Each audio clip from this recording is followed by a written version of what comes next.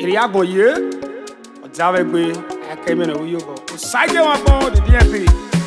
Upona laona o. NOTIEMWONMWAN ni kiate. NOTIEMWONMWAN ni gatie. NOTIEMWONMWAN ni kiate. Upona laona. NOTIEMWONMWAN ni kiate. Beno bien pas de perdre, bien ou wajere. Brother o, ari coin papa o, ari coin papa yago me wan de o. Mami o, ari coin papa o, ari coin papa yago me wan de o. Upono pera, enaga ti ewe sadadi. Anyway se, imam ye pele momi o. Upono pera, enaga kun kotonwe. Anyway se, imam ye pele momi o. Iwe, anyway se o, anyway se, ma ye rigadi o. E unaga ya o yo kwene seleke ya geme. Ama ikuwe, tawi yo bonegbe o. Tawi yo bonegbe, tawi yo bonegbe. Obona rasame obona, obona ri obona pa. Uya me ki on no ganyo, le parti garo. Uya me ki no roko, iku afone. Wejere, ari you nu wo pe o. Ari you nu wo pe a, atata bwere le yo. Ose wera mi ma eva kugbo. Uwi me son we no. Uwi me son we no, we mi nu ya pe mo kan o. We mi nu ya pe mo kan. We mi nu ya pe mo kan o. We mi nu ya pe mo kan o. Ayu nu wo pe o. Upona laona o. NOTIEMWONMWAN ni kiate. NOTIEMWONMWAN ni gatie. NOTIEMWONMWAN ni kiate. Upona laona. NOTIEMWONMWAN ni kiate. Beno bien pas de perdre, bien ou wajere. Baba we mi me o. Numi ya pe mo kan o bere ase o. Wa wi moto ni me fina, wo to egi me. Me me gata ma gbon wo to egi me o. Baba we mi me o. We mi me o nu ya pe mo kan o bere ase. Wa wi instrument me ni wo to egi me. Me me gata ma gbon wo to egi me o. Baba we mi me o. Ayunu ya wo dazere taze mi opo o. Eri na u ya wo kan o no. E wo kan ya mo ma o. E wo kan ya mo ma o. Aze mi opo o. Iwe be ni me ra pona. Lanu wi yo bo me o. Ene mi sunu ne wa kedo wa to le ti o. Iwe ene mi sunu ne o. Ene mi sunu ne. Ene mi ye gbe ka gbe ne wa kedo wa pi go kugbe.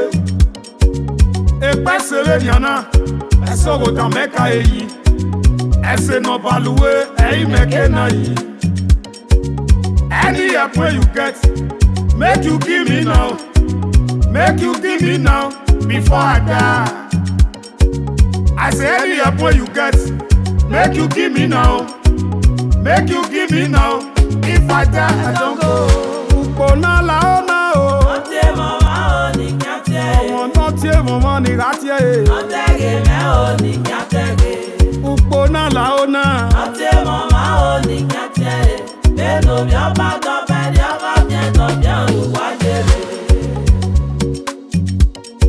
Ejopa kedo ara o. Ope opa na tie me.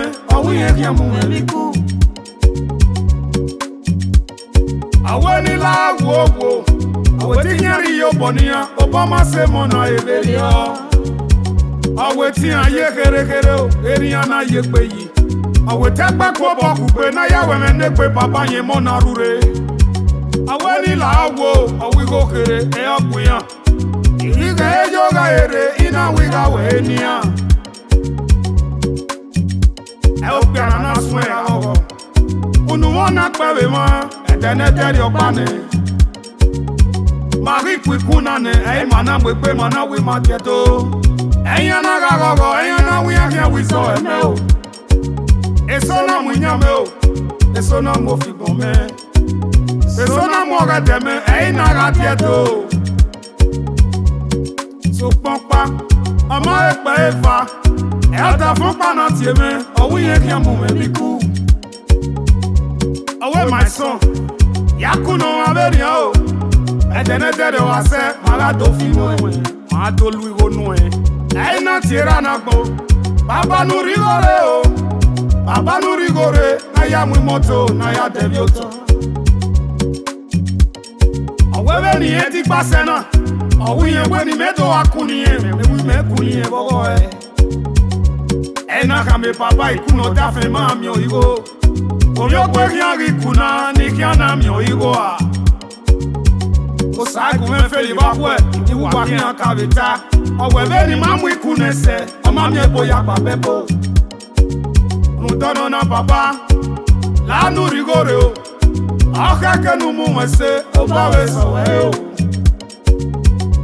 baba na kon we pe ki foni yo me o awe ni ga kian bojo awi te pe mu pe ma le musician te pe mu be na kia o mu na kia baba rigore o kuno da fe ma mi igo yo gbe nya ikuna ni kana mi igo a iri o ya gbe ne o bo da fe so ni bunia o iri o ya gbe nupo upona iri to le pe we upona la ona o NOTIEMWONMWAN ni kiate NOTIEMWONMWAN ni gatie Otege me o ni kiatege upona la ona NOTIEMWONMWAN ni kiate Beno bi oba do be di ogo bien do bien wa jere amakone awon o Amakone won o omo na pe bata eke no na ton gbogbo o Amakone won o otaze so unu eyaye Amakone won o gbogbo kun ko tona na were setu ma Amakone